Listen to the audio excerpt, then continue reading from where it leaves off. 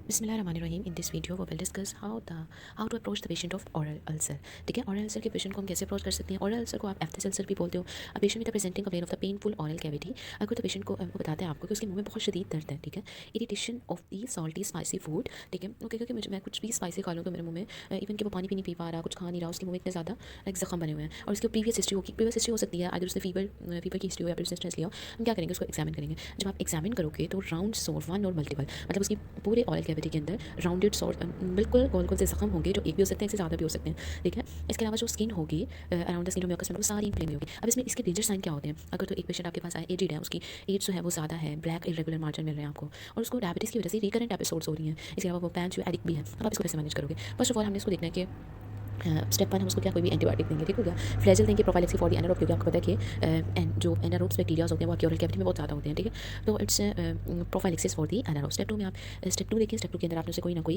Multivitamin साथ में देने हैं ताकि उसकी हीलिंग जो है वो जल्दी हो। फॉलिक एसिड एंड न्यूरोबैन, ठीक है, aid in the healing, that is also the cause of the oral ulcer. Digestion like अगर पेशेंट कोई भी स्पाइसी फूड ले रहा है ज़्यादा, ठीक है, इंटेक ज़्यादा कर रहा है या फिर पैंचुअर है, that is also the cause of the oral ulcer. Step three के अंदर पहले तो आपने उसको ट्रीट करना है थ्रू एंटीबायोटिक वेंट्रोनिल सोल्ट ताकि एनोड्स बैक्टीरिया जो है वो ज़्यादा इन्फेक्टेड ना करें उसे। ठीक है, देन आप सोमोजेल डेकाट्रिन जेल और नी स्लीप ड्रॉप्स हो गए। ठीक हो गया, सोमोजेल जो होती है वो आपको पेन से रिलीफ करेगी, और जो डेकाट्रिन जेल होती है वो आपको सुपर ईटी नीचे अंदर इन्फेक्शन। ठीक हो गया, और स्टेप के अंदर ऑब्वियसली आप इसको ये मेडिसिन दे रहे हो फॉलिक एसिड, बेसिकली जो एंटी बैक्टीरियल होते हैं एंटीबायोटिक है वो आपकी स्टमक को बहुत ज़्यादा डैमेज करती है। आप साथ में कोई भी एज दे सकते हो। तो अगर कोई हम इसको एक बार रिवाइज करते हैं, जो है ओरल अल्सर उस तरह का पेशेंट आपके पास क्या प्रेजेंट करेगा, उसके मुंह में बहुत दर्द है, पैन जो है उसके में छाले बने हुए हैं, तो बहुत ज़्यादा दर्द हो रही है, ना कुछ खा पा रहा है ना वो पी पा रहा है, तो आप उसे क्या करोगे कि आप उसे क्या रिकमेंड करोगे। एक तो क्योंकि जख्म बन गया, आप एनारोब्स बैक्टीरिया आपके मुंह में ऑलरेडी प्रेजेंट होते हैं, उन जख्म के ऊपर जाके उस अल्सर के ऊपर ज़्यादा इन्फेक्शन कॉज करेंगे। तो आप क्या करोगे, आपने पहले तो मेट्रोनिल सोल्ट दे दी उसको। ठीक है, सेकंड आप उसको पेन से भी रिलीव करना है, आप उसको सोमोजेल दे दी। ठीक है, देन आपने हीलिंग को करने के लिए आप उसमें विटामिन B6 दे दोगे, फॉलिक एसिड या फिर न्यूरोमायन बी कॉम्प्लेक्स। ठीक हो गया, डेट इज ऑल्सो ये हो गया, डेकाट्रिन हो गया, और आपने राइजिक दे सकते हो। ठीक हो गया, तो अब आपने ये याद रखना है कि ओरल अल्सर पेशेंट को आपने कैसे अप्रोच करना है। ठीक है, पेशेंट के जो सिम्टम्स होते हैं हमने उसको सिम्पटोमेटिकली भी तो ट्रीट करना होता है ना। ओके, अगर आपको कोई भी इंक्वायरी हो तो